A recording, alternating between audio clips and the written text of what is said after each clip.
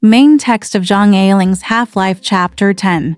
Zhen told his family that he had decided to resign regarding the Shanghai incident, and that he also had some unfinished business and needed to go there.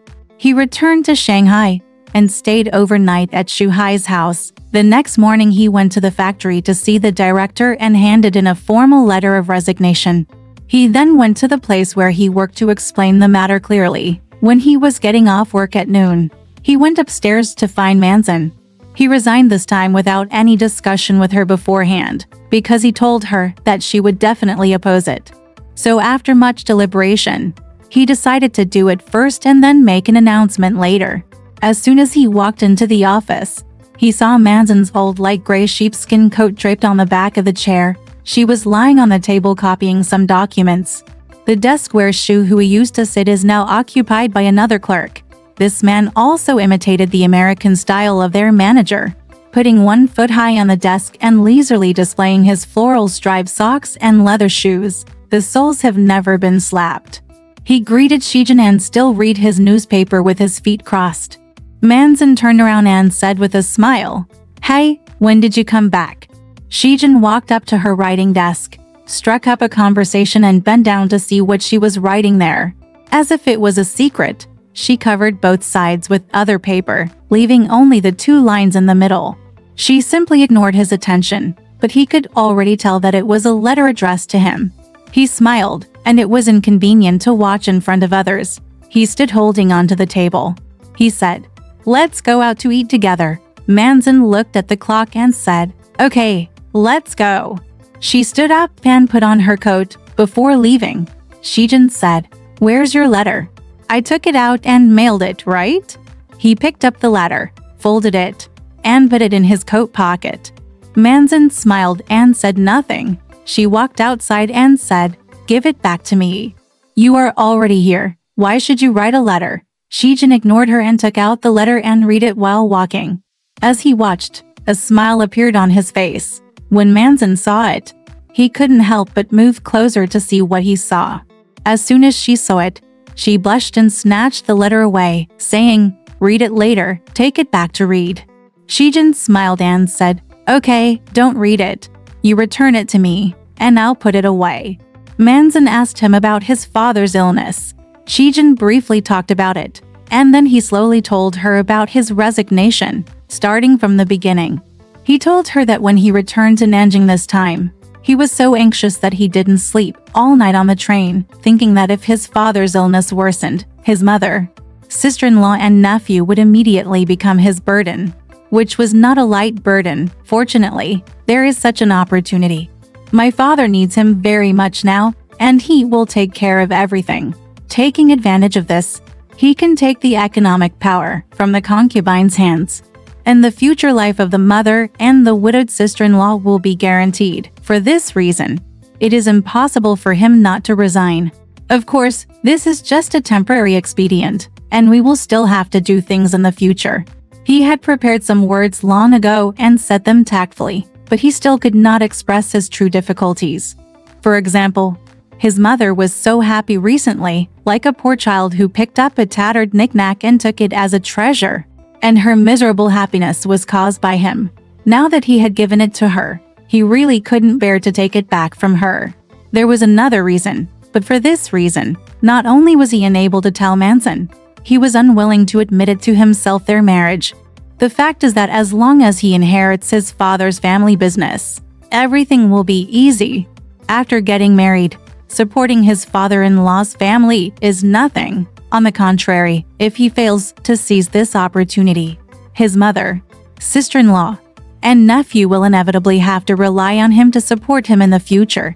He and Manzin were to people.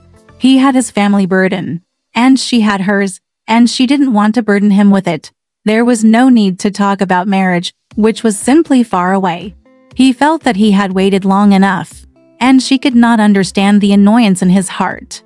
On another level, he didn't have any concerns about gains and losses towards Manzin, but ever since the incident with Zhen, he couldn't feel relieved. People say that long nights bring many dreams, but now he feels that there may be some truth to it. It was hard for him to tell her these words. Of course, Manzin didn't understand why he suddenly compromised with his family and resigned rashly without asking for her consent. She felt very sad. She took his career so seriously that she could sacrifice anything for it, but he took it so lightly.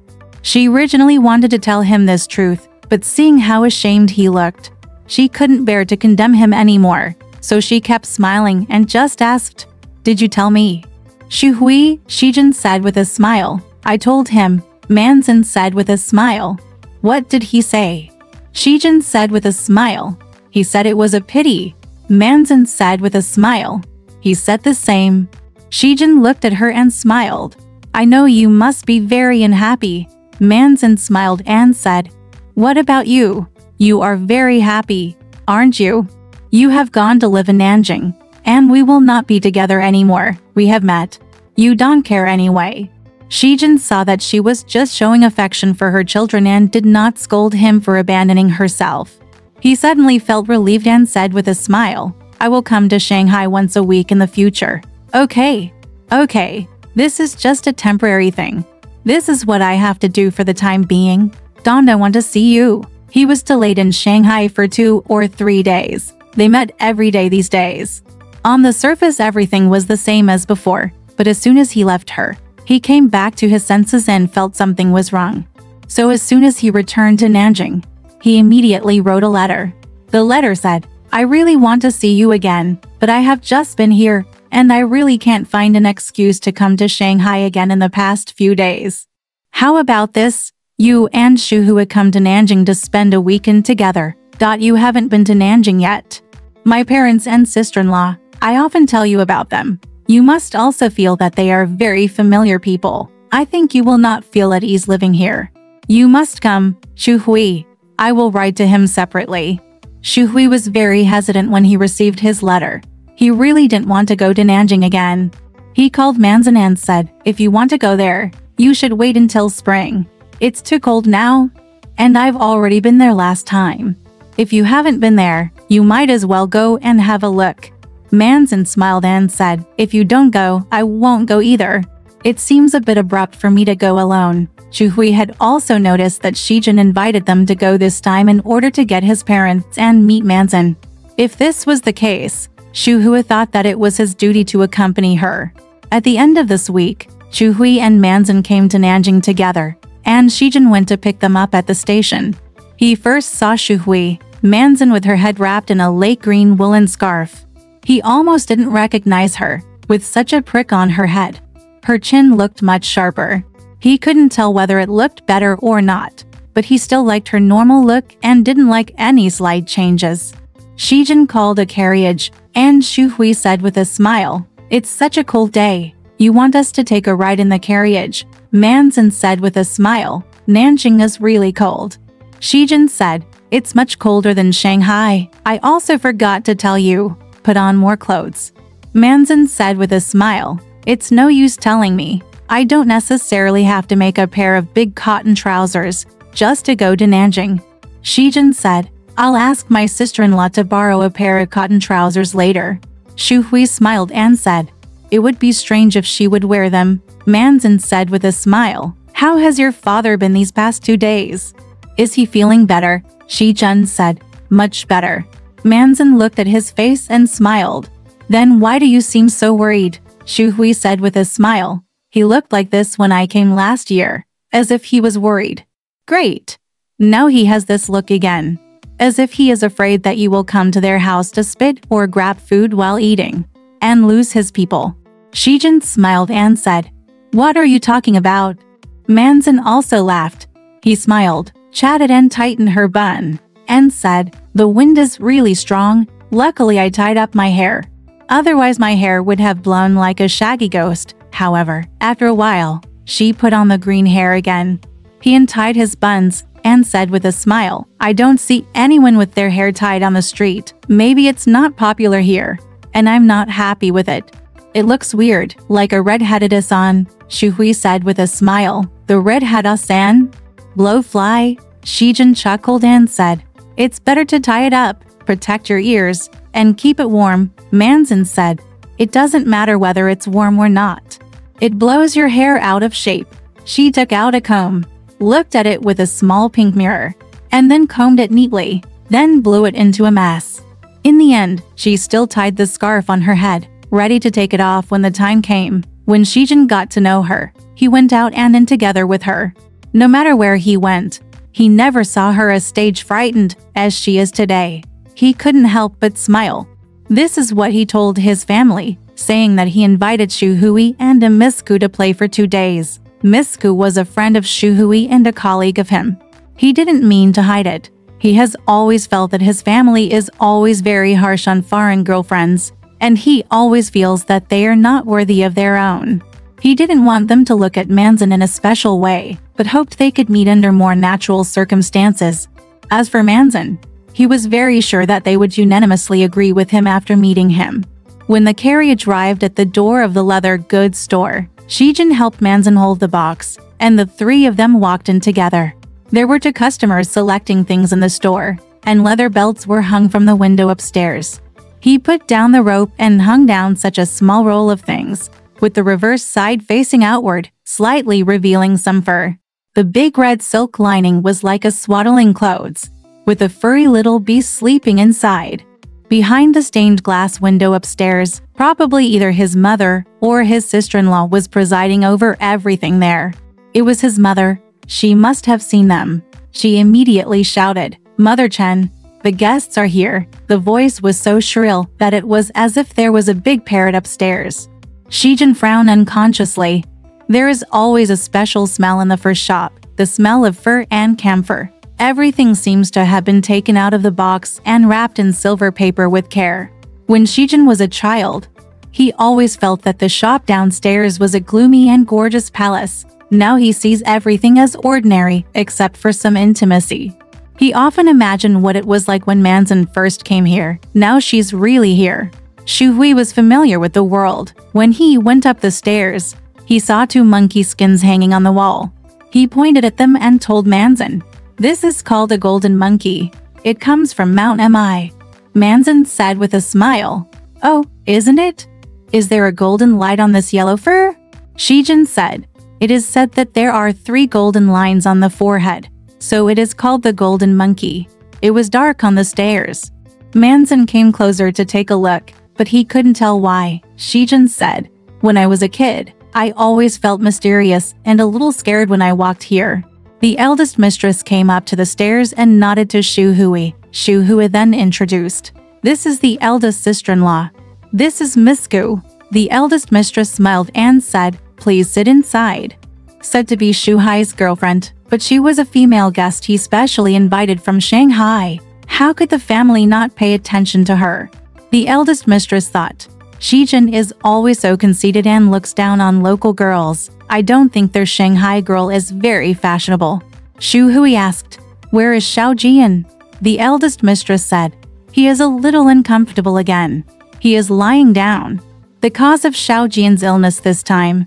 The eldest mistress thought that his grandfather taught him to read Chinese characters and gave him food as a reward, so I ate it badly.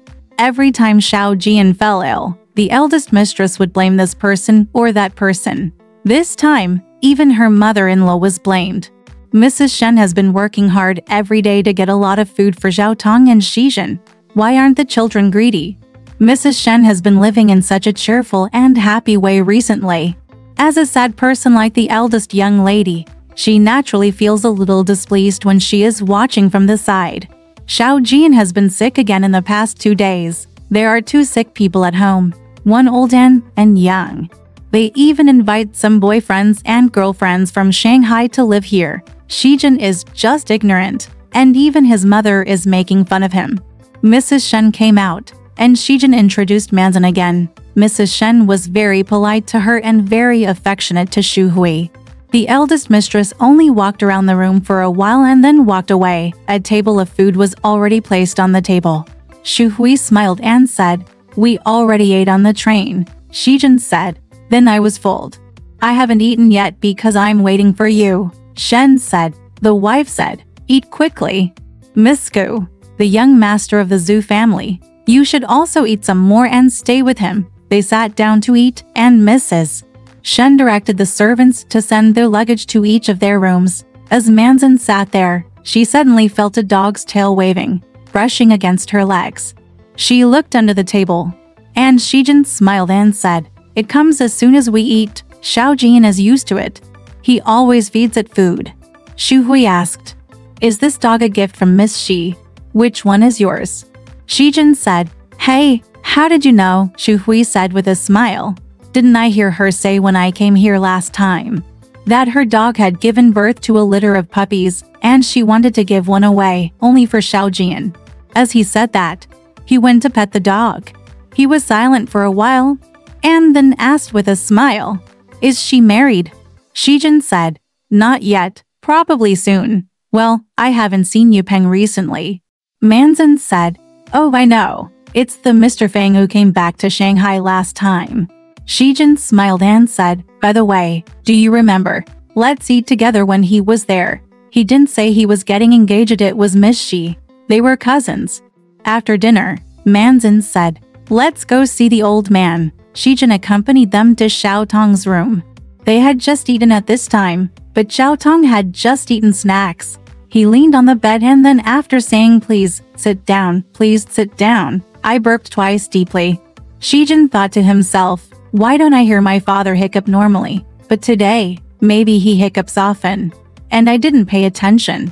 For some reason, today was the worst day for his family's behavior. Even his mother and sister-in-law were much below their usual standards. Shu Hui asked about Xiao Tong's condition. As the saying goes, a long-term illness has its own cure. Xiao Tong knew more about his illness than the doctor, especially now that everything was under the care of Zhen.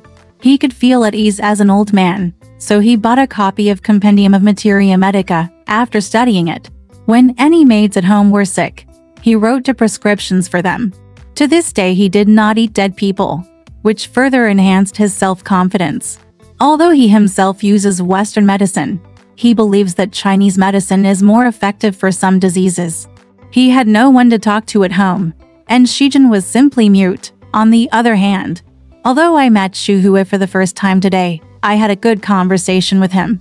Shu Hui was a perfunctory person of any kind. Xiao Tong was talking happily when Mrs. Shen came in. Xiao Tong then asked, "Is Xiaojian feeling better today?"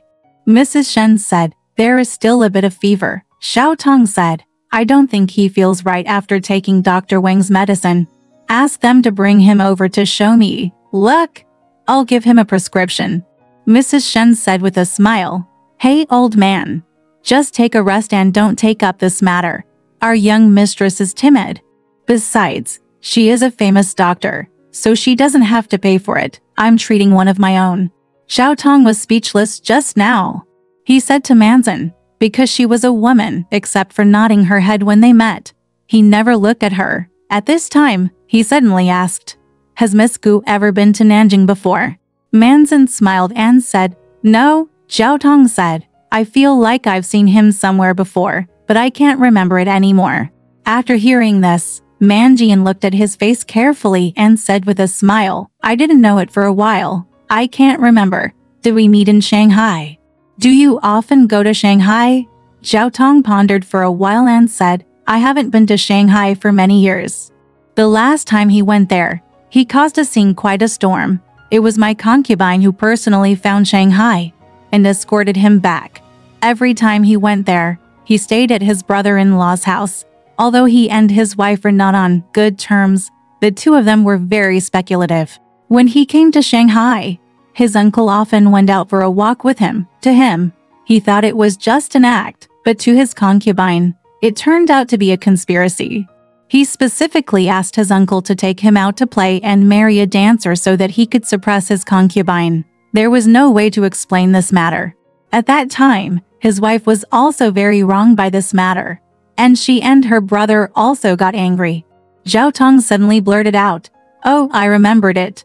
Who does this Miss Gu look like?" "She looks like a dancer named Li Lu." "No wonder it looks so familiar." He rashly said, "I remembered," and everyone in the room looked at him, waiting for his next words. How could he say that she looked like a dancer he knew before? He paused for a moment, then smiled at Zhen and said, "I just remembered. Isn't your uncle's birthday about to happen? The gifts we sent were just entrusted to them both. Shijin said with a smile. I think so. I'm going to pay my uncle a birthday. Xiaotong said with a smile. You just came back from Shanghai.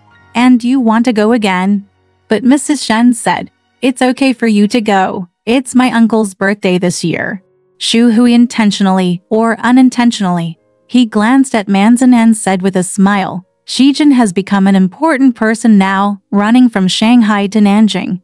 While they were joking, the maid came in and said, the second young master of the Fang family and Miss Shi are here. They are trying on coats downstairs. Mrs. Shen smiled and said, they must be doing the dowry there. Shijin, go down and have a look and invite them. Come up and sit down. Shijin smiled at Manzin and Shu Hui and said, come on, let's go down. He then laughed softly and said, isn't this talking about Cao Cao? Cao Cao will be here soon. But Shu Hui frowned and said, should we go out today? Shijin said, we'll leave in a moment. We'll go on our own. Fortunately, my sister-in-law is with them, Shu Hui said. Then I'll take the camera so I don't have to run around again. Take the stairs. He went to open the box and get the camera. Shijin and Manzin went downstairs to meet the unmarried couple Yipeng and Cuizhi. The dog Cuizhi gave them as a gift also ran out. It recognized its old owner and was wandering around the shop, wagging its tail.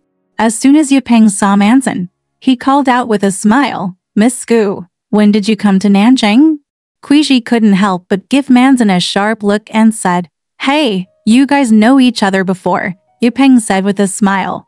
Why don't you know me? Miss Gu and I are old friends. After saying that, he winked at Shijin. Shijin felt that there was no need for him to make such a joke, and Cuizhi had no sense of humor at all. You should just tease her, but she should not take it seriously. He looked at Cuizhi, who smiled and said, how many days has Miss Gu been here? Manzin said with a smile, we have only been here a while. Cuizhi said, it happened to be so cold in the past 2 days. Manzin smiled and said, yes. Every time Shijin saw two women who had just met talking politely, he would feel a little cold and scared. Don't know why. He asked himself that he was not a timid person. Yipeng smiled and said, hey, there's another person here. Let me introduce him. Also coming with them was a female classmate of Cuizhi, standing a little further away, looking in the mirror and trying on a fur coat. Female students of that period were relatively conservative and liked to drag a female classmate with them wherever they went. Even if they were going out with their fiancé, they would always invite a female classmate with them. Cuizhi doesn't get rid of this habit either. Her classmate was Miss Du, named Du Wengshan, who was slightly 2 years older than her and shorter in stature. Miss Du took off the coat she was trying on. Yipeng was always the most considerate in these places, and he immediately helped her put on her own mink coat. Cuizhi is a leopard coat. Although things like leopard skin are very common, there is a big difference between good and bad. The bad ones are similar to cat skins. Cuizhi is the best quality. It is yellow in color and the black circles on it are full of ink. The girls, who are full but only 18 or 19 years old, are well-dressed and look lively and slightly wild. Shijin laughed and said, if these two coats are like yours, I'm sure our store won't be able to bring them out. Shu Hui said on the stairs, you are so bad at doing business. Yipeng laughed. Hey, Shu Hui is here too. I didn't even know. Shu Hui came over and said with a smile, congratulations, congratulations. When will we be invited to have a wedding banquet? Shijin said with a smile, it's almost here. The dowry is already done here. Oh, Yipeng just laughed. Cuizhi also smiled. She leaned over and scratched the puppy, tickling it slowly under the chin, which made the dog stretch its neck and refuse to go away. Yipeng said with a smile, what program do you have today? I'll treat you till you huachun. Shijin said, why are you so polite? Yipeng said, of course. When I arrive in Shanghai at the end of this month, it's your turn to treat me. Shijin said with a smile, are you going to Shanghai again? Yipeng tilted his head towards Cuizhi and said with a smile, accompany her to buy something. Du Wengshan said, I want to buy something. Yes, you have to go to Shanghai. Shanghai is where you can go shopping and watch movies. It's so convenient. She is such a fashionable person but does not live in Shanghai. She always thinks it is a flaw, so when she mentions it, she has a sense of superiority and inferiority. They started fighting, and her throat immediately became very sharp. The eldest mistress also came downstairs. She and Wenxian had met before, and she smiled and said missed you from afar. Cuizhi called cousin. The eldest mistress said, "Why do you still call me cousin? It's time to call me sister." Cuizhi blushed. Her face sank, and said, "Don't make fun of me." The eldest mistress smiled and said, "Go up and sit for a while." Cuizhi said to Yupeng, "Is it time to go? Didn't you say you wanted to invite Wangshan to watch a movie?" Yupeng then said to Shijin and the others, "How about we go watch a movie together?" Cuizhi said, "I just came from Shanghai. Who wants to watch our crappy movie?" The eldest mistress asked Shijin, "Where are you going to go to play?" Shijin thought for a while, and temporarily discussed with Shu Hui, and said, "It seems that you haven't been to Qingliang Temple last time you came here." The eldest young lady said, "Then you can go to Qingliang Temple together. Yupeng has a car, so you can go faster, otherwise you will only have enough time to run back and forth." "Wait, we will come back here to have dinner together later, and my mother specially prepared some dishes for the two of them to catch the wind." Yupeng didn't care at first, so he smiled and said, "Okay, that's how we will do it." So we went to Qingliang Mountain. 6 people packed a car to the brim. In the car, Shu Hui didn't talk much at first, but then he suddenly cheered up, laughing and joking, and was in a good mood. However, Shijin felt that the jokes he told today were not very funny, and were a bit funny. Cuizhi and her female classmates were always the only to chirping and laughing, which was the norm for ordinary female students. When they got off the car at Qingliang Mountain, the two of them still stayed together.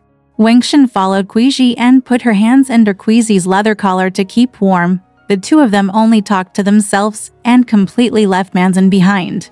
Yupeng felt a little dissatisfied, but he didn't dare to deal with Manzin too much in front of Cuizhi. He had some scruples, fearing that she would misunderstand.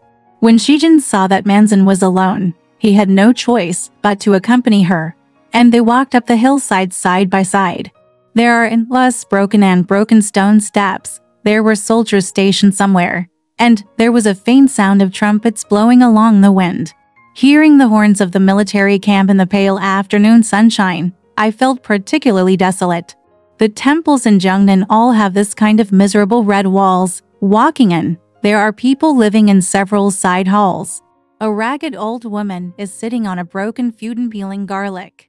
There is a small stove beside her, a roll-off mat standing upright, and children sitting on the threshold. Like a group of refugees, there are actually poor people who live like refugees all year round. Cuizhi smiled and said, "I heard that the monks in this temple have families, and they also wear monk clothes."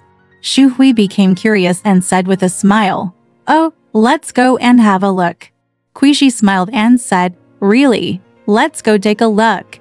Yupeng smiled and said, "Yes, they won't let you see it." There is a cauldron in the middle of the courtyard. The iron material looks relatively new, probably less than 100 years old. There are words engraved on it, all of which are the names of the believers who donated money to build the cauldron. They are densely packed in rows and rows. XXs, they were all women. Manzin and Shijin stood there in shock for a while. Manzin said with a smile, "These are all people who place their hopes on the next life. They must be unhappy in this life. There are so many people. It feels really miserable to see them." Shijin said, "Well, I think we are so lucky." "Yes." Manzin smiled and nodded. She sat down on the bluestone seat. Shijin asked, "Are you tired from walking?" Manzin said, "Not tired, not tired." She paused, then suddenly raised her face and smiled at him. "What should I do? The frostbite on my feet is broken." On her feet she wore a pair of slim, half-heel gray suede shoes. At that time, women's boots were not yet popular, and cotton shoes were certainly not considered elegant. There were felt shoes, but they could only be worn at home, and when they were worn out, they would look a bit like a boss lady. Therefore, most women still wear stockings and leather shoes in winter. Shijin said, "Then what should we do?" "Let's go back." Manzin said, Then they are so disappointing. Shijin said, "It doesn't matter. The two of us go back first." Manzin said, "Let's take a rickshaw back." "Well, I don't want their car to be given away." Shijin said, "Okay, I'll go tell Shu Hui and tell him not to tell Yapeng yet." Shijin accompanied Manzin in a rickshaw to go home. Although the winter in Nanjing is extremely cold, stoves are not as common in Nanjing as in Beijing. Shijin's family is particularly sophisticated this year. There is a stove in his father's room. In addition, there is only a stove. There is a brazier in the room with an iron shelf on it, and a pot of water chestnuts is simmering. Manzin was still trembling while being roasted by the fire. She smiled and said, "It was really freezing just now." Shijin said, "I'm going to find some clothes to put on for you." He originally wanted to ask his sister-in-law to borrow a sweater, but then thought again. His sister-in-law's attitude was not very friendly, and he didn't bother to ask her to borrow it. Besides, his sister-in-law, like his mother, combed his hair, so the clothes might smell of hair oil. So he ended up taking an old brown woolen sweater of his own, something from his middle school days that his mother called a dog jumper. Manzin's clothes were too big, and her sleeves covered the backs of her hands, but he really liked the way she looked in that sweater. Sitting across from her in the dim light of the fire, he felt completely content, as if she were already part of his family. When the water chestnuts were cooked, they peeled them and ate them. Shijin said, "You don't have nails. I'll get a knife and you can peel it off and eat it." Manzin said, "Don't go." Shijin really didn't want to move. It was too comfortable to sit like this. He suddenly fumbled in his pocket for a while and took out something. He shyly handed it to her and said with a smile, "Let me show you. I bought this in Shanghai." Manzin opened the small box. "Come, there's a ruby ring inside." She smiled and said, "Oh, you bought it in Shanghai last time. Why didn't I hear you?" Shijin said with a smile, "Because you are angry with me over there." Manzin said with a smile, "That's because you are too worried. When did I get angry?" Shijin just lowered his head and played with the ring, saying, "The day I resigned, I received half a month's salary, so I took the money and bought a ring." Manzin, hearing that he bought it with his own money, he felt very comforted and asked with a smile, "Is it expensive?" Shijin said, "It's very cheap." "Guess how much it is?" "It's only 60 yuan. This thing is it's not real, but it's not fake either. It's made of gemstone powder." Manzin said, "The color is very nice." Shijin said, "Try it on." "I'm afraid it's too big." The ring was put on her hand. Shijin held her hand and looked at it, and she also looked at it silently. Shijin suddenly smiled and said, "When you were a child, did you ever wear the paper circle on the cigar as a ring?" Manzin smiled and said, "If you did you also play with that when you were a child?" This ruby ring, it reminded them very much of the little gilded paper circles with twists of vermilion flowers. Shijin said, "Did you see the ring on Shu Cuizhi's hand just now? It was probably their engagement ring. That diamond was always as big as a watch." Manzin chuckled and said, "It's not that big. You're talking too much." "It's too much," Shijin said with a smile. "It's probably my psychology, because I think my ruby is too small." Manzin said with a smile, "I don't really like things like diamonds. I only heard people say that they are too small. It's the hardest thing in the world. I think even its light is hard, like a steel needle, and it can sting your eyes." Shijin asked, "Then do you like beads?" Manzin said, "Beads seem too boring. The color is amazing. I still prefer rubies, especially the ones made of rubies." Shijin couldn't help but laugh. The ring was too big for her. Shijin said with a smile, "I guess it's too big. I need to send it to be tightened." Manzin said, "Then don't wear it now." Shijin said with a smile, "I'll go find something, wrap it around your head and wear it for 2 days." "Can you use silk thread?" Manzin hurriedly grabbed him and said, "Don't ask them for it." Shijin smiled and said, "Okay." He suddenly saw her sleeves dragging a skein of wool. It turned out that the old sweater he lent her to wear was torn. Shijin smiled and said, "Just pull off some of the wool and wrap it around the ring." He pulled out the wool, took out a section, broke it, wrapped it round the ring, wound it a few times, and put it on her again. "Try it, At this time, he suddenly heard his mother talking to the maid outside, saying, "Send the snacks to the master first. They're not busy. Let's eat together when Miss Shi and the others come back." The voice was just outside the door. Zhen was startled and immediately changed his chair to sit opposite Manzan. The door was always open. And then he saw Mother Chen passing by the door carrying a plate of steaming snacks and go into his father's room. It was probably originally prepared for them, but his mother stopped her and didn't ask her to come in.